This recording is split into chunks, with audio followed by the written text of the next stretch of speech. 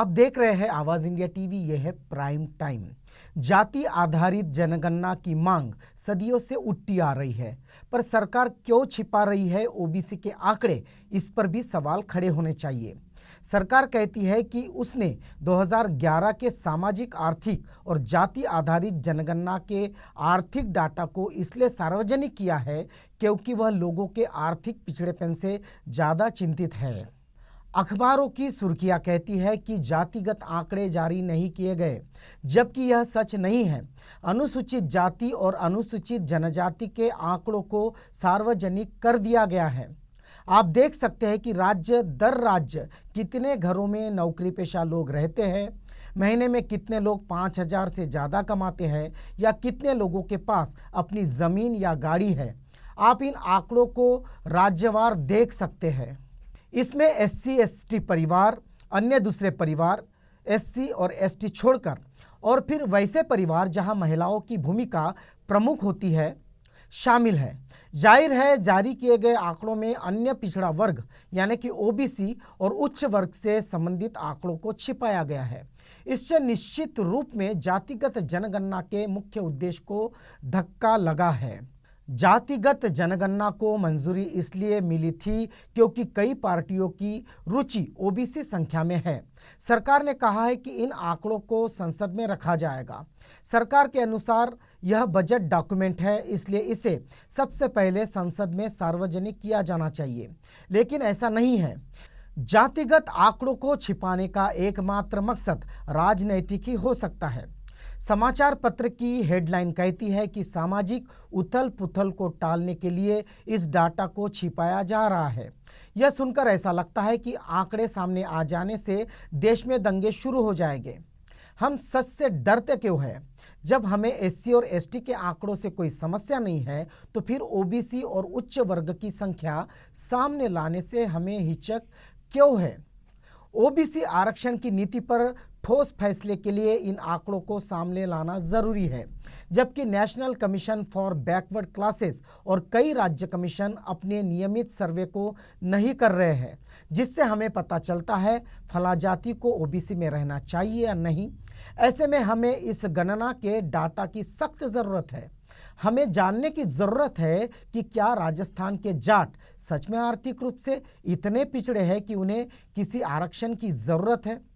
जब पिछली बार 2006 में हम ओबीसी आरक्षण पर राष्ट्रीय स्तर पर बहस कर रहे थे, तब हमारे पास कोई आंकड़ा नहीं था। मंडल कमीशन ने 1931 की जनगणना को आधार बनाते हुए यह पाया कि 52% लोग ओबीसी वर्ग में आते हैं।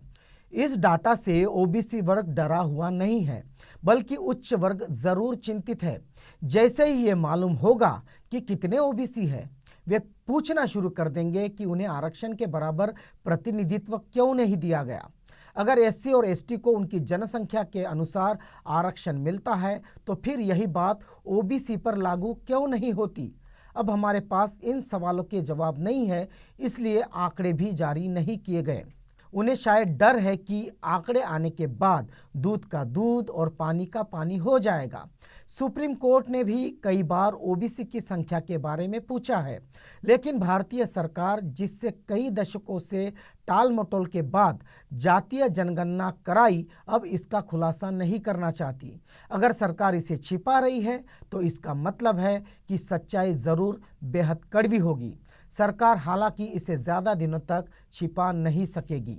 सरकार तो चुप है, पर क्यों आरक्षण के मसले पर खामोश है ओबीसी वर्ग? केंद्र सरकार यह समझ चुकी है कि आरक्षण को लेकर ओबीसी तबका शांत है। संभवतः आरक्षण पूरी तरह से इसलिए नहीं खत्म किया जा रहा है क्योंकि ऐसा करने पर सरकार के खिलाफ यह तबका एकजुट हो जाए। इसके अलावा हर संभव तरीके से सरकार आरक्षण को ध्वस्त करने में जुटी हुई है। छत्तीसगढ़ में अन्य पिछड़ा वर्ग ओबीसी और अनुसूचित जाति एससी का आरक्षण बढ़ाए जाने और कुल आरक्षण 72% किए जाने के खिलाफ लामबंदी तेज हो गई है। सामान्य वर्ग हित सुरक्षा मंच, ब्राह्मण विकास परिषद जैसे तमाम संगठन तो आरक्षण खत्म करने की मांग को लेकर सड़कों पर ही है।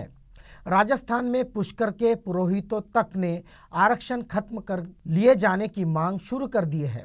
वहीं पिछड़ा वर्ग द्वारा आरक्षण के समर्थन में कोई रैली नहीं निकल रही है। यह गंभीर मुद्दा है। विभिन्न विश्वविद्यालयों की भर्तियों के सहित तमाम विभागों में भर्तियों में आरक्षण के नियमों का पालन नहीं हो रहा। उसके खिलाफ इक्का दुक्का खबरों को छोड़ कोई भी विरोध प्रदर्शन नहीं चल रहा है। आखिर क्या वजह है कि ओबीसी वर्ग खामोश है, जिसकी आबादी देश की कुल आबादी के 54% से भी ज्यादा मानी जाती है, वो आरक्षण पर बोलता क्यों नहीं? इसके लिए आरक्षण की ऐतिहासिक पृष्ठभूमि से लेकर मौजूदा पिछड़ेपन का संक्षिप्त अध्ययन करना होगा। आधुनिक भारत में वंचित तबके के लिए आरक्षण का प्रावधान सबसे पहले 16 जुलाई 1901 को छत्रपति शाहूजी महाराज ने अपनी रियासत में किया था। दरअसल यह किसी वर्ग या जाति के लिए नहीं था, बल्कि उन्होंने सिर्फ 4 जातियों, जिनमें ब्राह्मण, शेनवी, प्रभु तथा पारसी को छोड़कर शेष जातियों के लिए अपने साम्राज्य में 50% आरक्षण का प्रावधान किया था। इसके पीछे मंशा थी कि दरबार में समाज के सभी तबकों को प्रतिनिधित्व और काम करने का मौका मिल सके, क्योंकि शाहू जी के दरबार में 71 उच्च पदों में से 60 ब्राह्मण नियुक्त थे। वहीं उनकी निजी सेवा 52 से 45 ब्राह्मण नियुक्त थे। उस दौर में हर जाति एवं वर्ग अंग्रेज हुकूमत के ज़्यादा से ज़्यादा सुविधा पाने की कवायद कर रहा था। ब्रिटिश सरकार ने तमाम तरह की सुविधाएं और प्रतिनिधित्व मांग के मुताबिक दिया। भारत के विद्यार्थी उत्तीर्ण नहीं हो पाते थे, इसके लिए ब्रिटिश सरकार ने 3rd डिवीजन का प्रावधान किया। सिविल सेवाओं में भारतीयों के बैठने की उम्र बढ़ाई गई, जिससे देश के लोगों को शासन में प्रतिनिधित्व मिल सके। इसी कड़ी में पिछड़े वर्ग के लिए भी प्रतिनिधित्व की मांग की गई। बाद में जब अनुसूचित जाति व जनजाति के लिए आरक्षण का प्रावधान हो गया, तो शेष वंचित जातियां अन्य पिछड़े वर्ग के रूप में गोलमंद होकर सुविधाएं मांगने लगी। आखिरकार स्वतंत्र भारत में प्रधानमंत्री विश्वनाथ प्रताप सिंह ने 1990 में केंद्र सरकार की नौकरियों में मंडल आयोग की सिफारिशों के मुताबिक आरक्षण का प्रावधान कर दिया था। उस समय आरक्षण के विरोध में तमाम हिंसक वारदातें हुई थी। विरोध स्वरूप जूता पालिश, झाड़ू लगाने से लेकर भीख मांगकर गैर आरक्षित वर्ग ने प्रदर्शन किया था। अब केंद्र की नरेंद्र मोदी सरकार ने सवर्णों के लिए 10% आरक्षण कर दिया है। उच्चतम न्यायालय द्वारा 50% गैर आरक्षित सीटों की कथित सीमा टूट गई है। मध्य प्रदेश और छत्तीसगढ़ सरकारों ने ओबीसी और एससी के लिए भी आरक्षण बढ़ाने का फैसला कर दिया है। सवर्ण आरक्षण के खिलाफ तो कोई आंदोलन नहीं हुआ, लेकिन जैसे ही ओबीसी आरक्षण बढ़ा, सवर्णों के तमाम मोर्चे खुल गए।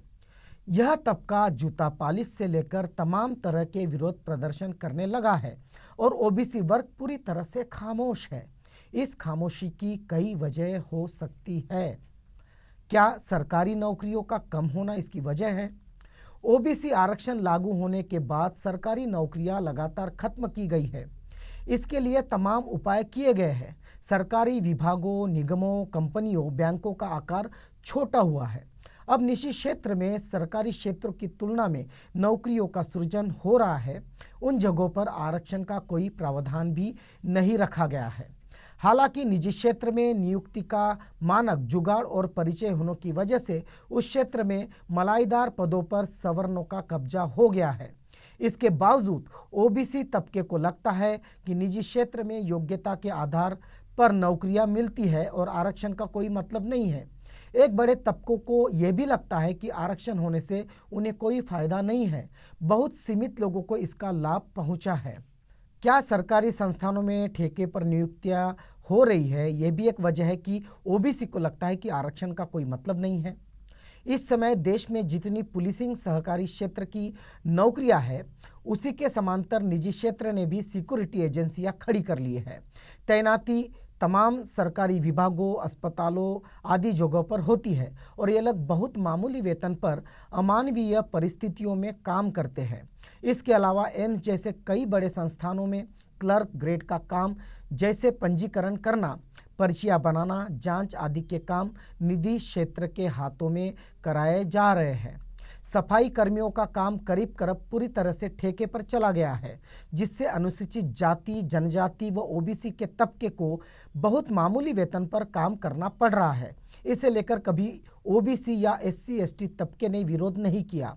यह भी एक वजह है जिसके चलते गरीब तबका व्हाइट कॉलर जॉब में आरक्षण को लेकर एकजुट नहीं हो रहा है।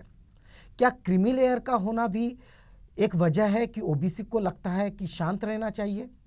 ओबीसी वर्ग में जिस व्यक्ति की आमदनी 8 लाख रुपए से ज़्यादा हो जाती है, वो क्रीमी लेयर में चले आते हैं। यही सीमा स्वर्ण आरक्षण के गरीबी तय करने के लिए निर्धारित की गई है। 8 लाख रुपए से कम पाने वाला सवर्ण गरीब माना जाता है, जबकि 8 लाख रुपए से ज़्यादा पाने वाला ओबीसी मलाईदार तबके में माना जा रहा है। इस तरह से ओबीसी तबके में जो लोग अपनी रोजी रोटी की चिंता के साथ आरक्षण के पक्ष में आवाज़ उठा सकते हैं, उन्हें क्रीमी लेयर बताकर आरक्षण के दायरे से बाहर किया जा चुका है। ओबीसी की सूची बनाते समय मंडल आयोग ने कहा था कि तमाम ऐसी जातियां हैं जिनके नाम अनुसूचित जाति या अनुसूचित जनजाति में नहीं है, जिन्हें कभी फौरी राहत देने के लिए ओबीसी तबके में डाल दिया गया है। ओबीसी तबके में गैर बराबरी बहुत ज़्यादा है। जहां जाट, कुर्मी, लोध, छिपी, कोचरी आदि जैसी कुछ जातियां तुलनात्मक रूप से संपन्न है, वही बढ़ई, भर, लोहार, मछुआरा, निषाद आदि जैसी जातियां अनुसूचित जाति के सामाजिक स्तर से मामूली ऊपर या करीब करीब उन्हीं के स्तर के बराबर है। इनमें आरक्षण या सामाजिक वर्चस्व को लेकर आपसी संघर्ष चलता रहता है। बीजेपी सरकार इसका भरपूर फायदा उठाकर अपना जनाधार भी मजबूत कर रही है। स्वतंत्रता से पहले मराठे, कापू, जाट इत्यादि जातियां आरक्षण के लिए संघर्ष कर रही थी। मंडल आयोग ने जाट, मराठा, पाटीदार, कापू इत्यादि आर्थिक रूप से संपन्न जातियों को ओबीसी से अलग रखा। हालांकि आयोग ने बार बार जातीय जनगणना कराकर प्रतिनिधित्व जानने की बात की है। साथ ही यह सिफारिश की है कि जातीय जनगणना के माध्यम से शैक्षणिक सरकारी संस्थानों पदों पर प्रतिनिधित्व जानने के बाद ओबीसी सूची तैयार की जाए, लेकिन यह नहीं हो सका। भारत में ओबीसी की जातीय जनगणना 1931 के बाद कभी नहीं हुई। 2011 में जातीय जनगणना हुई भी, लेकिन सरकार ने उनके आंकड़े सार्वजनिक नहीं किए। 2021 में फिर जनगणना होनी है, लेकिन सरकार जातीय जनगणना के पक्ष में नजर नहीं आ रही। शायद सरकार को डर है कि इससे सरकारी और निजी क्षेत्रों में मलाईदार पदों पर जातीय स्थिति का पता चल जाएगा और इसमें ओबीसी का जो प्रतिनिधित्व है न होने के कारण सामाजिक असंतोष फैलेगा। इस तरह से जहां ओबीसी वर्ग जातियां हराइकी में आपस में लड़ रही है कि किसे आरक्षण की ज़्यादा मलाई मिली, किसे कम मिले, वही सरकार के लिए यह आरामदेह स्थिति है कि यह तबका देख पाने में सक्षम नहीं है कि मलाई आखिर कौन खा रहा है। ओबीसी वर्ग में एक बड़े तबके को लगता है कि आरक्षण की वजह से उसका अपमान हो रहा है। इसमें खुद के क्षत्रिय होने का दावा करने वाली जातियां भी अग्रणी हैं। कुर्मी, कोयरी, अहीर, छापी, गुर्जर, लोध जैसी तमाम जातियां हैं जो खुद को किसी न किसी राजवंश का वंशज घोषित करती है। इन जातियों को लगता है कि आरक्षण के वजह से उनकी जाति का कद कम हो रहा है और उनका जातीय आधार पर अपमान हो रहा है। एकजुट होने की संभावना दूर दूर तक नजर नहीं आती। अब नौबत यहाँ तक है कि NEET यानी नीट की परीक्षा में ओबीसी को राज्यों में नहीं मिलेगा आरक्षण और ओबीसी चुप बैठा है। इस पर बिहार के यादव नेता तेजस्वी यादव बोले हैं और प्रश्न पूछा है कि ओबीसी से इतनी नफरत क्यों कर रहे हैं मोदी जी। राजद नेता तेजस्वी यादव ने नीतीश कुमार की सरकार पर राज्य के अति पिछड़े वर्ग के छात्रों के साथ भेदभाव करने पर आरोप लगाया है। इस मामले में राजद नेता तेजस्वी यादव ने नीतीश सरकार पर ट्वीट कर लिखा है कि मोदी सरकार क्यों नहीं चाहती पिछड़े वर्गों के छात्र डॉक्टर बने। आखिर भाजपा को देश के 60% की आबादी वाले पिछड़े अति पिछड़ों से नफरत क्यों है। नीतीश कुमार जैसे बीजेपी के सहयोगी नीट परीक्षा में पिछड़ों का आरक्षण खत्म करवाने पर क्यों तुले हैं। मोदी जी ओबीसी से घृणा क्यों। अपने ट्वीट में तेजस्वी यादव ने all India federation of other backward classes employees welfare association द्वारा किए गए डेटा की एक तस्वीर शेयर की है, जिसमें बताया गया है कि post graduate, under graduate, medical और डेंटल कोर्स के एडमिशन में ओबीसी कोटा के जरिए इन 4 सालों में मात्र 0 यानी एक भी छात्र का एडमिशन नहीं हुआ है। इससे पहले भी तेजस्वी यादव बिहार में शिक्षा व्यवस्था पर कई बार सवाल उठा चुके हैं। इसके साथ ही वह आरक्षण के मुद्दे पर भी नीतीश कुमार को विरोध करते आए हैं। इसके अलावा तेजस्वी यादव का कहना है कि मोदी सरकार ने मेडिकल एंट्रेंस, नीट के ऑल इंडिया कोटा में पिछड़ों का आरक्षण लागू किए बिना ही प्रवेश परीक्षा की घोषणा कर हजारों पिछड़े अति पिछड़े वर्गों की पीठ में खंजर घोंपने का काम किया है। भाजपा, आरएसएस और केंद्र सरकार पिछड़े वर्ग के हकों को छीन उनको हलाल करने पर तुली है। दलित बौद्ध अपने हकों अधिकारों के प्रति सजग है। वे हर वक्त अपने हकों के लिए, संविधान के लिए, आरक्षण के लिए सड़कों पर आकर लड़ते हैं। लेकिन बाकी जातियां आंदोलन में पीछे क्यों रह जाती है? क्या उन्हें लगता है कि सब आसानी से मिल जाएगा, या फिर धर्म के दैववाद ने उन्हें घेरा है जो कहता है कि नसीब में जो होगा वो मिलेगा, नहीं तो नहीं मिलेगा? ओबीसी आंदोलन का हिस्सा क्यों नहीं बनते? राम मंदिर के लिए वे हाथ में हथियार लेने को तैयार हो जाते हैं, और जब उनके हक अधिकारों के लिए एक बैनर उठाना होता है तो वे इसे नहीं उठाना चाहते। इस गुलामी को क्या कहेंगे? चाहे गणेशोत्सव हो या कांवड़ यात्रा हो, ओबीसी आगे आगे चलते दिखते हैं। क्यों ना दिखे? ब्राह्मणवादी व्यवस्था को तो यही चाहिए कि आप मूर्ख बने रहे। बाकी आप सब समझदार हैं। आप देख रहे हैं आवाज़ इंडिया टीवी, यह है प्राइम टाइम।